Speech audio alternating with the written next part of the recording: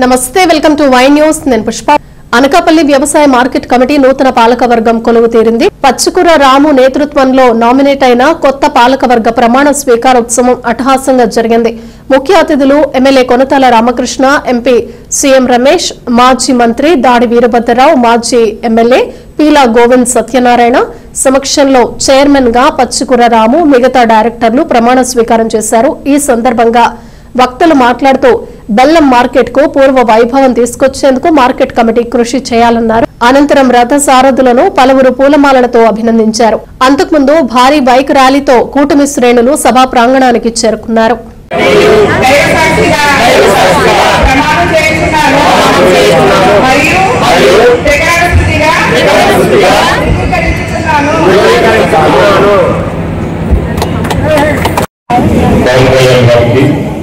వారికి ప్రత్యేక ధన్యవాదాలు తెలియజేస్తున్నాం. వారు ఈ మార్కెట్ కమిటీకి ఏదైతే అనకాపల్లి మార్కెట్ కమిటీ అనేది తరాలుగా పూర్వం నుంచి కూడా ఒక మంచి పేరు ఉంది. ఇక్కడ బెల్లం మార్కెట్ కూడా ముందు నుంచి కూడా దేశంలోనే ఒక మంచి పేరుంది.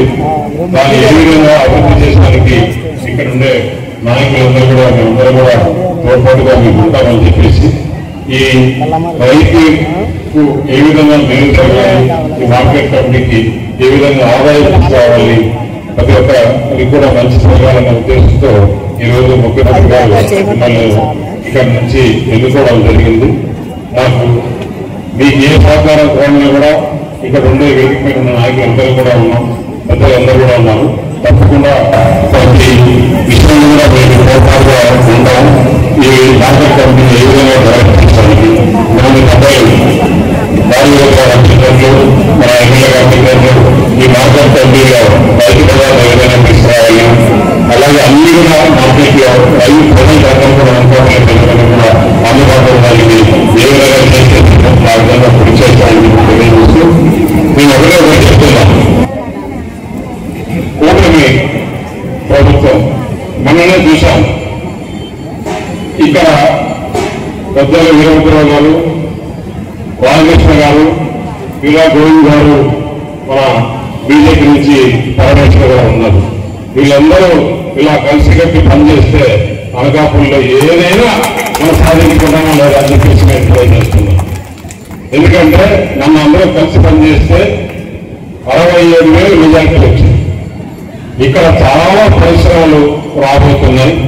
దాంట్లో కూడా చెప్పినట్టు ఆ పరిశ్రమలు ఎలాంటి పరిశ్రమలు వస్తున్నాయంటే ఎక్కువ మళ్ళీ మహిళలే అక్కడ ఉద్యోగం చేసే విధంగానే పరిశ్రమలు మన ముఖ్యమంత్రి ప్రధానమంత్రి గారు తీసుకొని వస్తున్నారని చెప్పేసి మీకు తెలియజేస్తున్నా.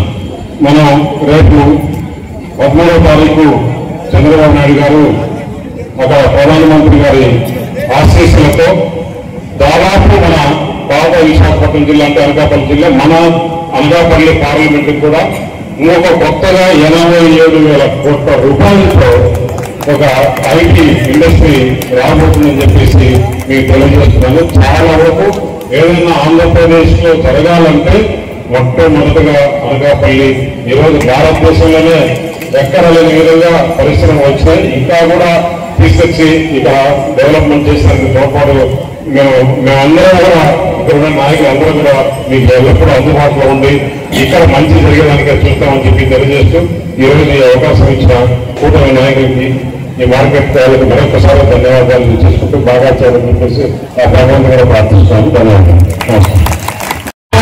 మార్కెట్ ని మళ్ళీ మనందరం సమిష్టి కృషితో పూర్వ వైభవాన్ని తీసుకురావాల్సినటువంటి అవసరం ఎంతైనా ఉంది. ఇక్కడ వందలాది మంది కార్మికులు కానీ వ్యాపారులు కానీ రైతులు కానీ ఈ మార్కెట్ మీద ఆధారపడినట్టు ఉంటారు.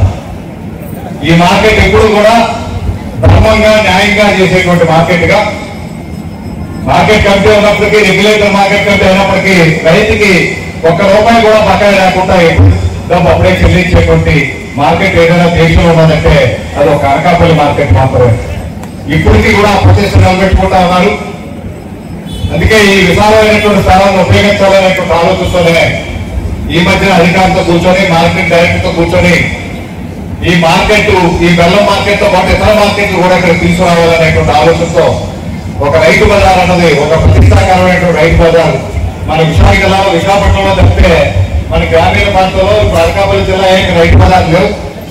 గతంలో అయితే 2008-9లో రైతు బజార్ పెట్టాలని ఆలోచిస్తూ చివరి అనుకున్నాం, కానీ దురదృష్టవశాత్తు అది ఖాళీ రూపంలో దాచలేదు.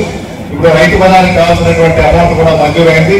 మాకు కావాల్సినటువంటి బిల్డింగ్స్ కావాల్సిన అన్ని కూడా మౌలిక సదుపాయాలన్నీ కల్పించి త్వరలోనే అక్కడ రైతు బజారు ఏర్పాటు చేయడం, అదేవిధంగా రైతు బజార్తో పాటు మీకు కాయగూరలు, అదేవిధంగా మీకు ఫలాలు, తర్వాత ఫిష్ మార్కెట్, అన్ని మార్కెట్లు కూడా సమృద్ధిగా ఉంది.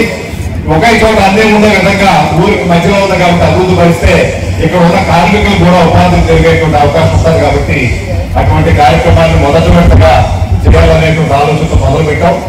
ఇప్పుడు వచ్చినటువంటి సభ్యులు కూడా ఈ రోజున మన ముఖ్యమంత్రి గారికి నా హృదయపూర్వక అభినందనలు తెలియపరుస్తున్నా. ఈ కమిటీ మనకు అంగీకరించి వారు వేసినందుకు, అదేవిధంగా ఉప ముఖ్యమంత్రి గారు పవన్ కళ్యాణ్ గారు ముఖ్యంగా రైతు పక్షపాతిగా రైతు బాగుండాలి, రైతు ఆదాయం పెంచాలి, రైతు ఆదాయం మరింతగా పెరగాలని నరేంద్ర మోడీ గారు ప్రధానమంత్రిగా రైతుకు వచ్చిన ఆదాయాన్ని రెండింతలు చేయాలి.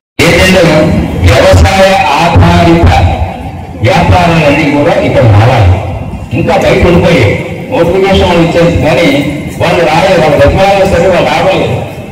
దినుసులని, తర్వాత బియ్యులని, ఇటువంటివన్నీ కూడా ఉండిపోయాయి. వాళ్ళందరూ కూడా అక్కడ చేస్తే ఏదైనా ఒక పబ్లిక్ వస్తే అందరికీ కూడా కనిపించేటువంటి అన్ని సామాన్లు కొనుక్కునేటువంటి పరిస్థితిలో ఉంటుంది.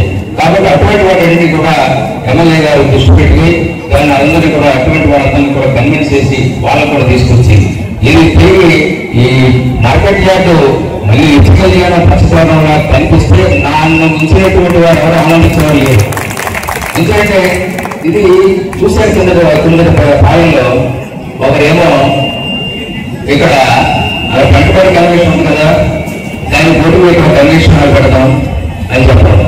రాష్ట్ర స్థాయి నాయకులు వచ్చి ఇక్కడ వచ్చేసి ఇక్కడ పోలీస్ సూపరింట్ ఆఫీస్ పెట్టి ఎలా ఉంటుంది అని చర్చించడం. నేను ఆ వేళ ఇక్కడ వచ్చి ఎవరండి వెళ్ళిపోతుంది ఫోన్ చేసి అడిగాను, ఏంటండి మీరు దేనికోసం ఏంటి ఇప్పుడు ఈ మార్కెట్ యార్డ్ కూడా కట్ట చేస్తారా అని అడిగారు. నోటం వచ్చేసింది. మరి నన్ను అనేసి దేనికోసం వచ్చారు, ఎవరో లేకుండా రహస్యంగా రావాల్సినటువంటి పని ఉంది.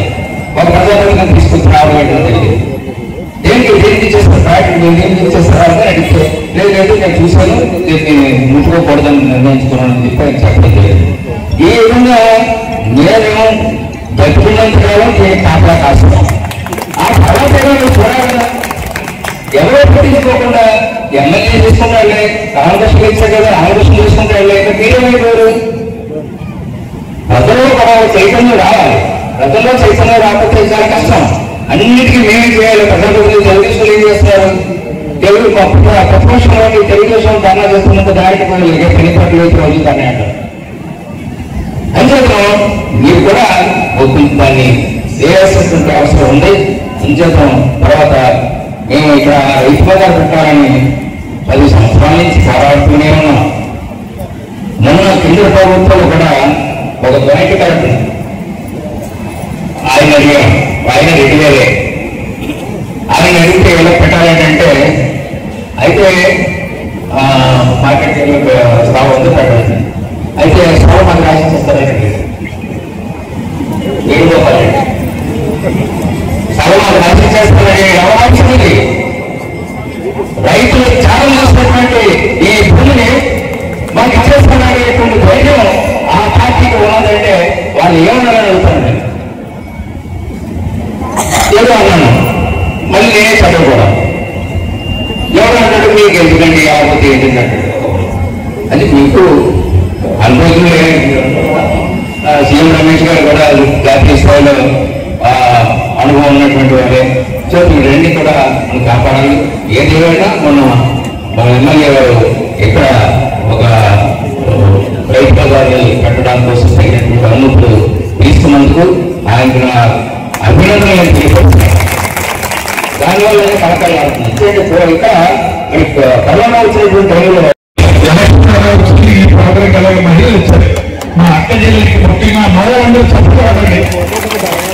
మక్కజానికి అలాగే ఈ రోజు ఈ ప్రోగ్రాం అధ్యక్షత వహించిన ముఖ్య అతిథి మన స్థానిక శాసనసభ్యులు పంటల రామకృష్ణ గారు మరియు మరొక ముఖ్య అతిథి మన పార్లమెంట్ సభ్యులు ఇంత సభ్యులు కూడా మన పచ్చికోరాన్ని అభిమానుకుంది ఆయన ప్రమాణ స్వీకారం ఇచ్చేందుకు మన ఎంపీ కంటే